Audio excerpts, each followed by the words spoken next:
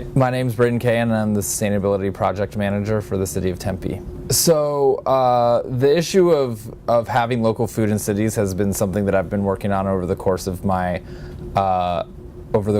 career.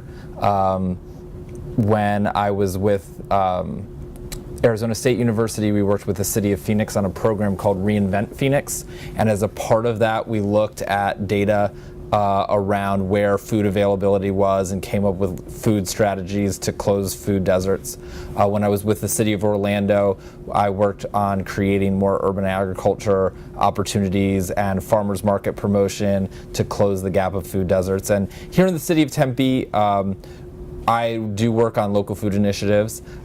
We are still collecting data in terms of determining where all of our food deserts are and what strategies we're going to take to address those food deserts, but it is something that's a part of the sustainability agenda that we have here at the city. When I was a public school teacher in St. Louis, Missouri, having a sense that there were a lot of students that were not able to have any type of fresh food, that they were mostly eating out of cans or mostly eating out of fast food, and that there is an important aspect of getting fresh and healthy foods into schools and into neighborhoods that don't necessarily have them.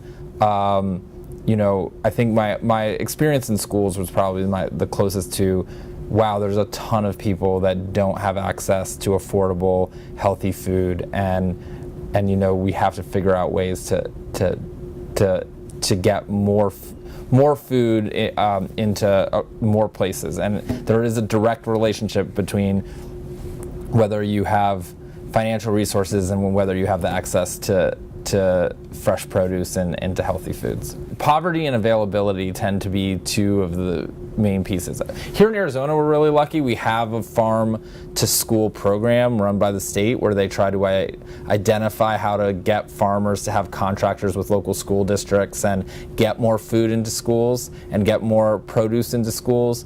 So I think that there are some good examples of where that's happening, but it's, the amount of food needed to get to the amount of students we're talking about is a tall order, and it requires a lot of resources. For me, in the lifestyle that I live, I happen to really care about local food, so I grow my own local food. I grow a lot of my food as part of an urban agriculture project called Grow House. So I grow a good chunk of my food there. I also try to get as much of my food as possible from both the Tempe's Farmers Market as well as the Phoenix Farmers Market. But I still drive to get a lot of my food. I do a lot of my shopping at Trader Joe's and at Whole Foods, and I do quite a bit of my food procurement on Amazon as well. So, I think it's been fascinating even in the last 5 years, the different ways that you can get your food. Now food is available to be delivered to you already cooked via apps like Postmates and Uber Eats and Grubhub, and then it's also available to be sent to you via apps like Instacart and Whole Foods. And then the challenge is that this is closing the food desert for people that can afford it, but there's major equity issues involved for the people that can't. Both in Phoenix and in many of the cities I've worked in, there's challenges with childhood obesity, challenges with diabetes, there's a lot of public health challenges that come with less access to healthy food. And there's no question that that's a serious challenge for a lot of cities. The challenge is in poorer areas, it's very hard to get financing and funding for supermarkets or corner stores to be in places where there's not a lot of money being spent. There hasn't been a supermarket in downtown Phoenix for decades. A lot of times those aren't put into areas where there's not as much wealth. In Phoenix, there was a mobile food lab. We will be able to have more food access in downtown Tempe than we've had before when we have the new Whole Foods 360 come in. So one example we have that's sort of our signature local food program right now is Sing Meadows, where we've taken a 72-acre golf course and are transitioning it with the help of a company to develop sort of an urban agriculture and local food hub on the north side of our city. Like this mobile food market that comes to our public library, there are opportunities available, and then also where can you grow, and is there an area in your city where there's a park nearby or there's vacant land nearby where you could potentially grow food or start a farmer's market. We have two successful farmers markets, one at Escalante Park and another at Clark Park, and those have been very popular and a way for anyone who wants access to have their own community garden to have access to one. Yeah, so there's a local nonprofit, TCAA, that runs the farm. We have a long-term contract with them to run these two community gardens, and we're considering doing a similar project where Friendship Village, which is a senior living center, would help run a community garden in another park on the east side of our city.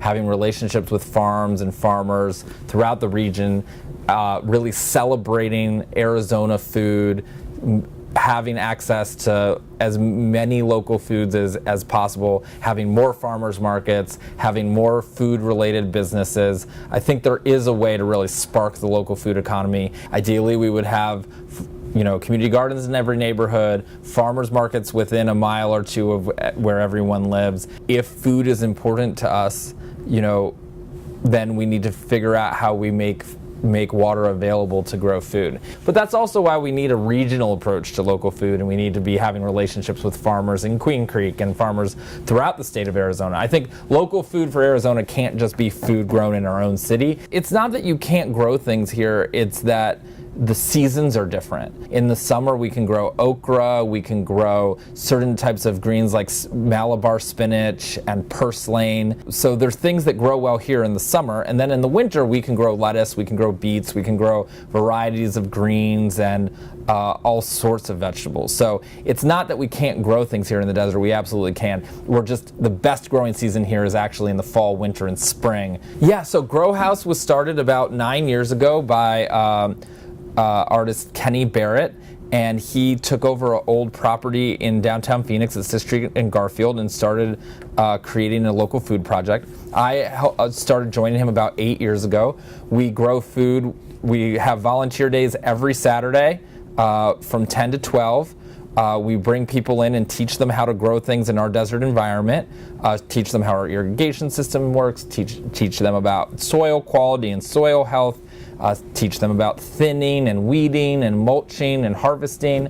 And then the food goes to local nonprofits like UMOM, where a lot of our food ends up in soups and different for supplies their food kitchen, and then we also sell to some local restaurants that we have relationships with. So we try to be a public demonstration project. Right now the project is on city-owned property, and we have a lease with the city to grow on that property. Yeah, if you haven't reached out to Darren Chapman, has that name come up with you guys?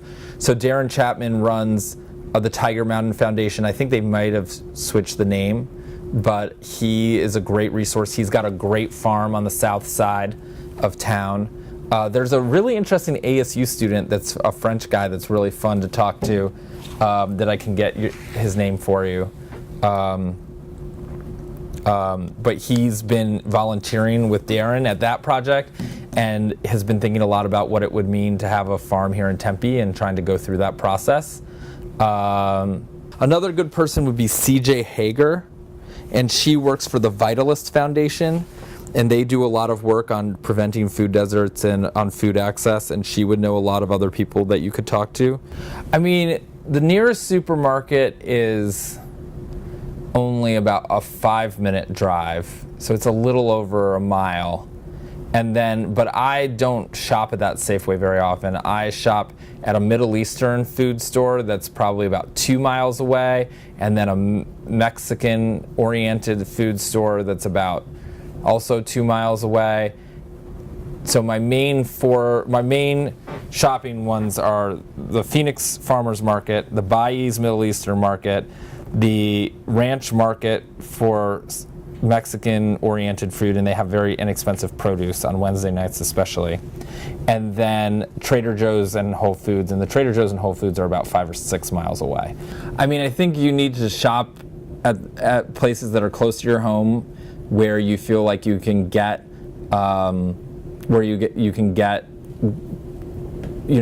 healthy food. There's a lot of healthy food resources available that talk about trying to avoid the middle aisles, try to buy produce where possible, try to look at sales. So I'm not an expert on healthy.